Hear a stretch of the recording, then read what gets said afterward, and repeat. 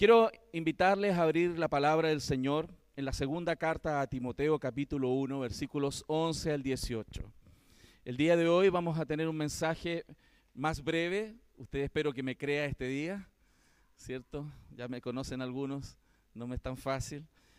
Pero espero abordar de manera más resumida lo que el texto desde el versículo 11 al 18 nos enseña.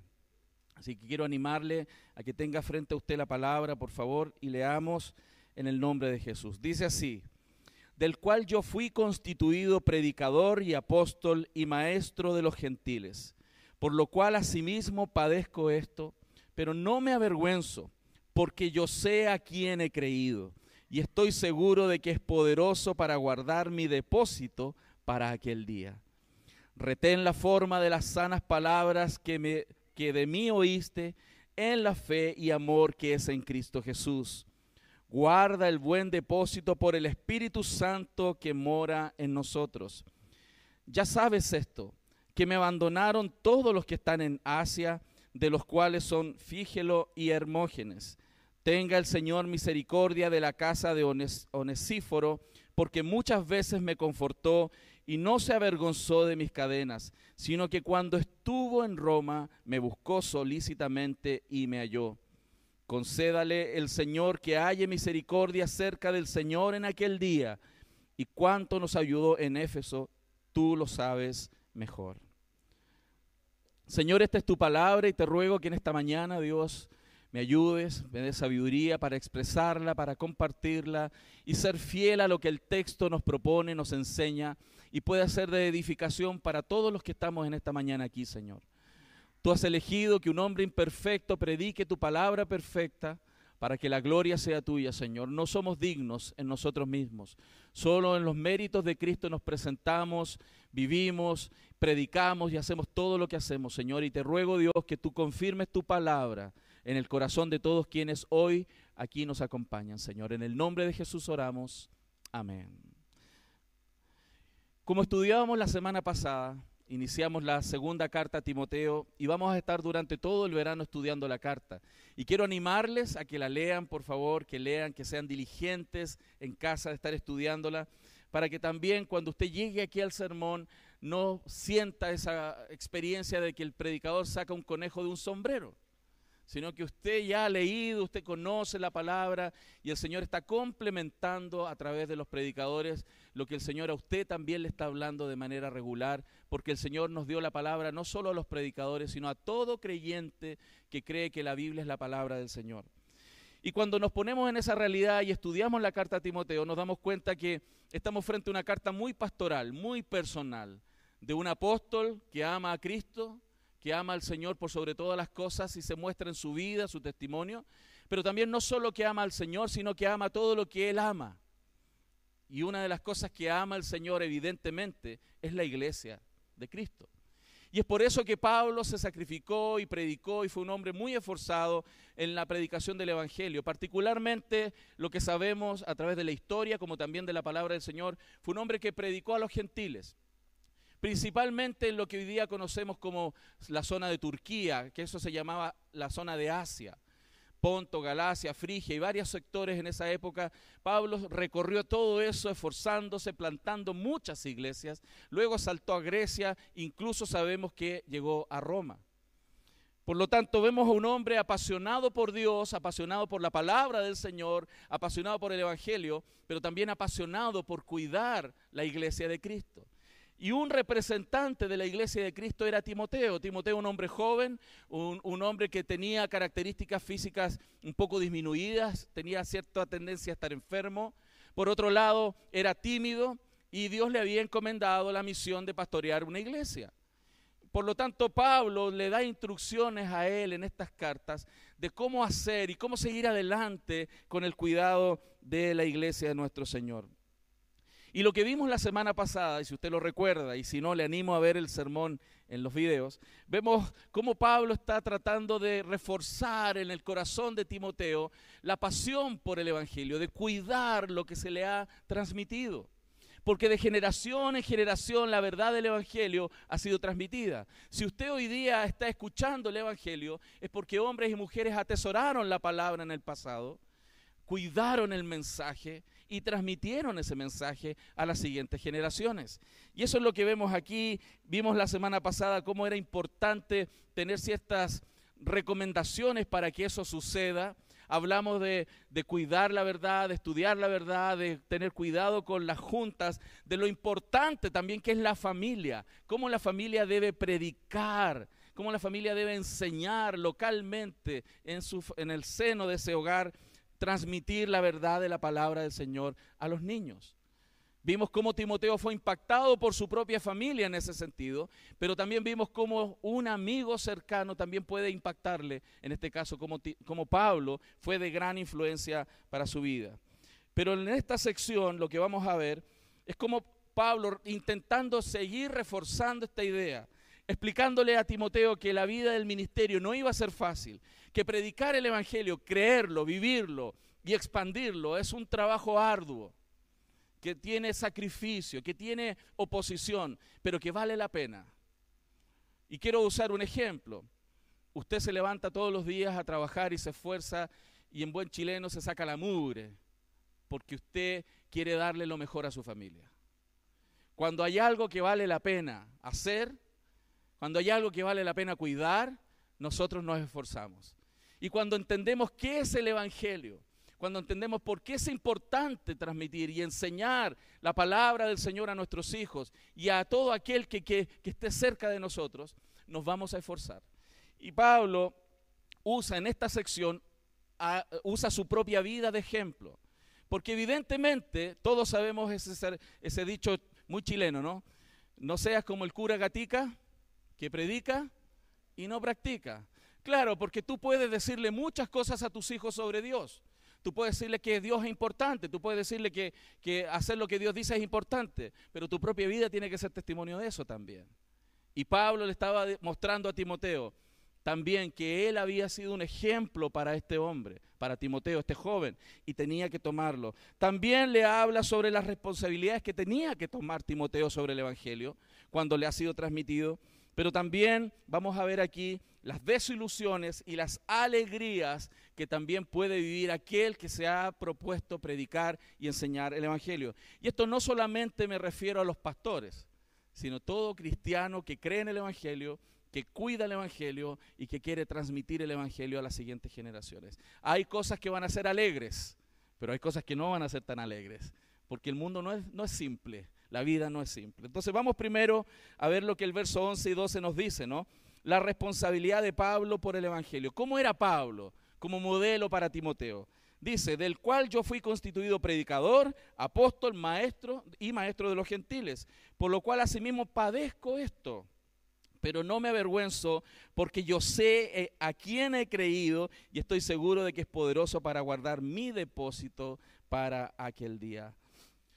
Si usted se da cuenta, el texto nos muestra que Pablo asumía con propiedad, con valentía, con gallardía, lo que le había sido encomendado.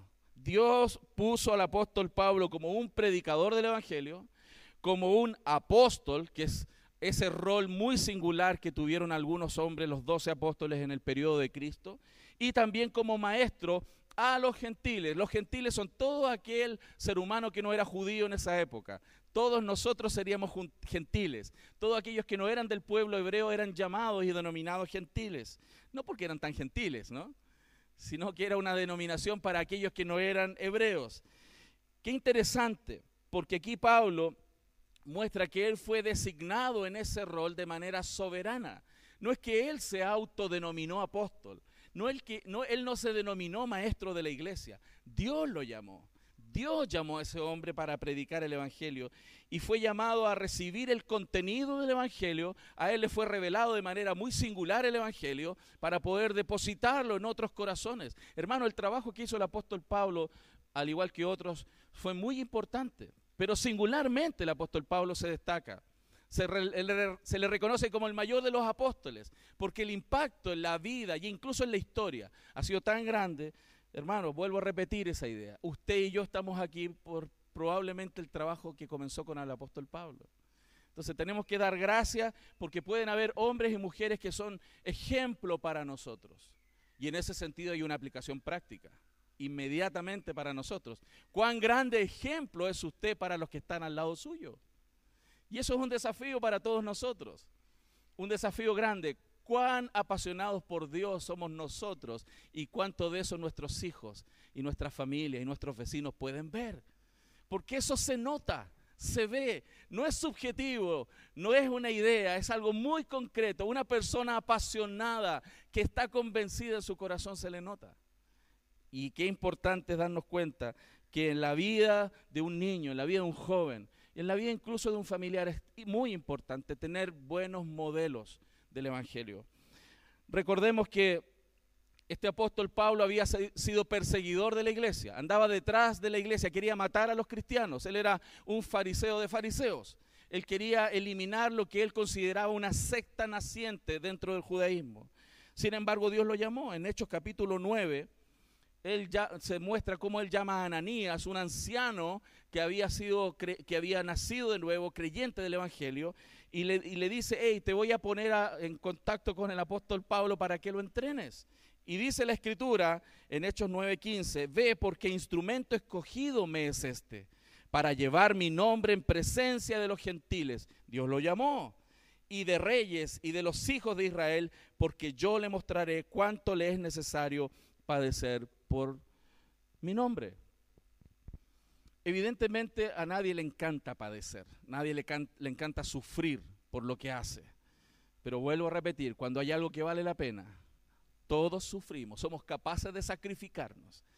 Cuán importante es que los cristianos en este tiempo, en esta época, entendamos cuán valioso, qué tesoro más grande es el Evangelio. Y es un tesoro que tenemos que ser tan generosos de transmitir a nuestros hijos, que hoy día con mayor razón tenemos una gran necesidad de hacerlo. Hermanos, es necesario mostrar que la vida del apóstol Pablo nos ayuda a ver cómo podemos impactar a otros. Él era un heraldo, él era una persona que transmitía, él no inventaba el mensaje. Usted no tiene que inventar el mensaje hacia los demás. La palabra del Señor nos da todo lo que nosotros necesitamos expresar. Las personas pueden escuchar su testimonio, muy bien, pero la palabra del Señor es poderosa y suficiente para transformar corazones, transformar vidas. Y usted tiene que llenarse del Evangelio. El apóstol Pablo eso hizo, se llenó del Evangelio él, el Evangelio lo transformó a él mismo, y esa unidad de testimonio y conocimiento fueron suficientes para impactar a muchos, incluyendo a Timoteo. Y gloria a Dios por eso. Gloria a Dios que pueden haber personas así. Y Dios quiera que esta mañana usted también tome ese desafío de llegar a ser un ejemplo, aunque antes no lo era. Porque Pablo no lo era. Pablo era un asesino de cristianos, un perseguidor. Y cuando se convirtió no le creían. Y cuando él dijo: ya no voy a ser el mismo que ayer, no le creían. Imagínese la tremenda posición que tenía Pablo, que ya no le creían, como si este era el mismo que andaba matando la semana pasada a los cristianos y hoy día nos dice que cambió. Es raro eso, es muy extraño. Hermano, no importa que no te crean que vas a cambiar. No importa que no te crean que no vas a ser el mismo de ayer. Hay un Dios grande en los cielos que sí sabe. Y se puede cambiar. Dios cambia, Dios transforma. Cambia a los pecadores, transforma a los pecadores. A los enojones en personas dulces y amables. Amén. ¿Hay algún enojón por aquí? Ok. Dios puede hacerlo. No tiene que pensar en pequeño. Dios cambió a un hombre que perseguía a la iglesia, un celoso judío, en un hombre humilde, piadoso, que fue capaz de entregar la vida por aquellos que antes quería matar. Por eso es importante conocer esto. Dicho esto, la Biblia nos alienta a mostrar que también él estaba dispuesto a sufrir. Dice, ¿no?, el verso 12, por lo cual asimismo padezco esto y no me avergüenzo. No me avergüenzo de ser contado con los que están golpeando. Aguanto el golpe incluso y no me avergüenzo de ser uno de ellos. Porque es el mayor honor ser contado dentro del pueblo de Dios. Porque somos hijos de Dios. Fíjense, Filipenses 1:29, el mismo escribe en otra carta: porque a vosotros os es concedido a causa de Cristo no solo que creáis en Él, sino que también padezcáis por Él. Hermanos, el mundo siempre va a ser hostil al Evangelio, siempre. No va a ser algo nuevo para ti, espero. Siempre va a ser hostil. El hombre natural va a repudiar el evangelio. La política va a repudiar y perseguir el evangelio porque el evangelio es la luz y las tinieblas se van a oponer. Y no hablo solamente en este término metafórico, estamos hablando inmediatamente de sexualidad, de ética, y hablamos de muchos principios y valores cristianos, del valor de la vida, de la defensa de la vida, y va a haber oposición. Por eso, a través de la historia, siempre la ha habido, pero no tenemos que tener miedo, hermanos. El evangelio va a humillar a los seres humanos y va a exaltar al Señor. Con toda la historia que tenemos en nuestras espaldas, el evangelio ha sido perseguido, las Biblias han sido quemadas, iglesias han sido cerradas, millones han sido asesinados, y aquí estamos. Y nada va a callar la verdad del evangelio. Porque el evangelio es poder de Dios para salvación de todo aquel que cree. No de aquel que obra, del que cree. La salvación es por gracia. Y espero que hoy día, si tu corazón necesita arrepentirse, que creas en el evangelio, porque el Señor puede cambiar a un pecador. Lo está haciendo conmigo, lo puede hacer contigo. Amén. Sigo adelante porque si usted se da cuenta, el apóstol Pablo está sirviendo de ejemplo y eso está alentando a Timoteo. Mira, si esto se puede hacer, se puede cambiar, se puede predicar y a pesar de la oposición se puede avanzar. Y Timoteo estaba viendo que ese hombre, con todo lo que él estaba haciendo, estaba generando un impacto tremendo en la cultura, cambiando ciudades, transformando pueblos a través del evangelio. Y es por eso que él viene y le dice, ahora, ya que sabes qué es el evangelio, lo has visto en mi vida, ahora te toca a ti. Ahora te toca a ti. Dios quiera que algún día usted le pueda decir a la siguiente generación que está al lado suyo, yo he peleado por el evangelio, he predicado el evangelio, he vivido el evangelio, ahora te toca a ti. Lo viste en mí, lo escuchaste de mí, lo practicamos juntos, ahora te toca a ti. Y nos vamos a descansar por la eternidad. Y nos ponemos el terno de madera y nos vamos a la presencia del Señor. Corresponde, ¿no? Ya trabajamos.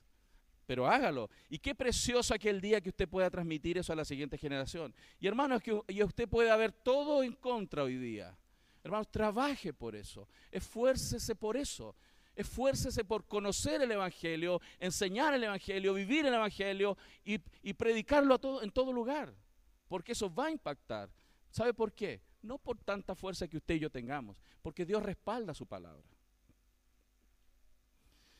Y aquí en el verso 13 le da instrucciones, las responsabilidades entonces que tiene que asumir este joven Timoteo, temeroso, medio enfermo, pero tiene que tomarlo. Le dice, retén la forma de las sanas palabras que oíste de mí. O sea, no cambies nada de lo que te enseñé. No vengas a inventar nuevas doctrinas, nuevas ondas, no, y que la teología de la prosperidad, y que la liberación, la teología de la liberación, y un montón de teologías raras que van y vienen para allá y para acá, y maldiciones generacionales. No venga usted a cambiar nada de lo que yo le enseñé. Lo que oíste de mí, si se te llega a aparecer un ángel con otro evangelio, sea maldito, sea anatema. No, lo que oíste de mí, eso consérvalo. Conserva las sanas palabras que me oíste en la fe y amor que es en Cristo Jesús. Guarda el buen depósito por el Espíritu Santo que mora en nosotros. ¿Qué nos enseña esto? Que el evangelio necesita ser claramente entendido. Timoteo no dijo, ¿pero de qué estás hablando? No, el apóstol Pablo le explicó muy bien a Timoteo el evangelio. Se lo enseñó, se lo explicó y él le dijo, todo lo que oíste de mí, consérvalo. Hermanos, hay un trabajo necesario. Las sanas palabras de Dios tienen que ser explicadas. Las sanas palabras del Señor tienen que ser enseñadas. Y eso es lo que hacemos en la iglesia. ¿Por qué nos juntamos los domingos aquí para adorar al Señor, pero también para recibir la palabra del Señor? Pero tenemos discipulados en la semana. Animamos a los cristianos a que lean su Biblia. Hay grupos pequeños de mujeres y de hombres donde abren la Biblia, escudriñan las Escrituras para crecer. ¿Por qué? Porque la Biblia tiene que ser explicada. La Biblia tiene que ser enseñada. Para que alguien deposite eso y lo guarde, tienes que tenerlo en ese corazón, entregárselo a ese corazón. Además nos muestra que debe ser guardado celosamente. Fíjense el texto, guarda el buen depósito. La fe apostólica, hermanos, La fe apostólica tiene que ser preservada. La semana pasada lo dije y lo repito nuevamente. Nosotros somos cristianos, evangélicos nos definimos, pero en la práctica somos cristianos católicos, porque católico significa universal. Eso significa la palabra católico, significa cristiano universal. Pero también somos cristianos apostólicos. ¿Por qué? Porque estamos fundados en la doctrina de los apóstoles del Nuevo Testamento. Lo que no somos en esta iglesia es romano, porque no creemos lo que la iglesia en Roma planteó. Pero somos cristianos católicos, somos cristianos apostólicos, fieles y que buscan la palabra del Señor como la autoridad para nuestras vidas. Y la protegemos, la guardamos celosamente y debemos guardarlo, porque el Señor nos ha encomendado guardarlo. Fíjense, y en tercer lugar, eso tiene la ayuda poderosa del Espíritu Santo. Si usted siembra la palabra en sus hijos, si usted siembra la palabra en una persona, se la explica, se la enseña, se la muestra, y usted dice, hice todo lo que pude, confíe ahora, porque el que mantiene esa palabra en ese corazón es el Espíritu Santo. No todo depende de usted, gracias a Dios, porque los que no somos tan capos para explicar, necesitamos la ayuda del Espíritu Santo para que ese sello quede ahí en ese corazón, esa verdad. Así que, hermano, toda la oportunidad que usted tenga, siembre la palabra, enseñe la palabra, predique la palabra en su casa, a sus hijos. Hágalo y confíe, porque dice, por el Espíritu Santo que mora en nosotros, el depósito es guardado. Queda ahí. Y a lo mejor ese joven, esa jovencita se manda un alejamiento, como decimos en la jerga media cristiana, se fue para Egipto y anduvo de viaje por Egipto y después volvió. Hermano, ¿sabe por qué va a volver? Porque el Espíritu Santo que mora en los corazones puede hacerles volver. Amén. Qué maravilloso es eso, ¿no? Qué maravilloso. Y por último, y ya terminando, evidentemente en esto, en la vida cristiana, en la vida de iglesia, en el ministerio, hablando de ministerio de predicación, vamos a tener alegrías y desilusiones. ¿Por qué? ¿Por qué vamos a tener desilusiones también dentro de una iglesia? Hay personas que llegan aquí, las primeras semanas que llegan, y a mí me causa mucho gozo escucharles, las personas nuevas que llegan a la iglesia y dicen, ¡oh, qué linda la iglesia, hermano, qué amor, qué predicación, pastor, qué precioso, me encanta! Y yo por dentro digo, espera que nos conozcas un poco mejor. Porque no somos perfectos, nos vamos a ofender, vamos a errar, alguno va a pecar y no va a ser buen testimonio, va a tener que arrepentirse, porque la iglesia es así. Es más, Pablo aquí está mostrando que incluso hay algunos que se van a ir, y se van a ir hablando, murmurando, dejando solo atrás a aquellos que hicieron algo por ellos. Pero es así. Y el texto lo dice. Si usted se da cuenta, en los versículos del 15 al 18, él cuenta realidades testimoniales de su propia experiencia en el ministerio. Después de exhortar entonces a Timoteo de guardar el evangelio, y demostrar que él tiene que estar firme frente a la persecución, muestra también que hay personas que van a abandonar, te van a dejar, no van a ser recíprocos con todo lo que tú hiciste por ellos, te van a abandonar, no van a ser agradecidos, se van a ir, incluso a lo mejor van a hablar mal de ti, pero hermano, es así, y tenemos que estar tranquilos que lo que hicimos, lo hicimos para el Señor, para ellos y para el Señor, y el Señor es el que se encarga. Fíjense que durante las pruebas, durante la vida, vamos a encontrar, gracias al Señor, verdaderos hermanos, verdaderos amigos que van a estar ahí, firme con nosotros, a pesar de que nosotros no seamos tan así. Y lo que nos damos cuenta, que van a haber también otros que van a desertar. La deserción en tiempos de prueba no es extraña. En este tiempo difícil de persecución de la iglesia, hoy día nuestra iglesia no está siendo perseguida a esos niveles. En este tiempo era muy perseguida y muchos retrocedieron. Y él habla de dos personas, Fígelo y Hermógenes, dos hermanos que estuvieron con Pablo.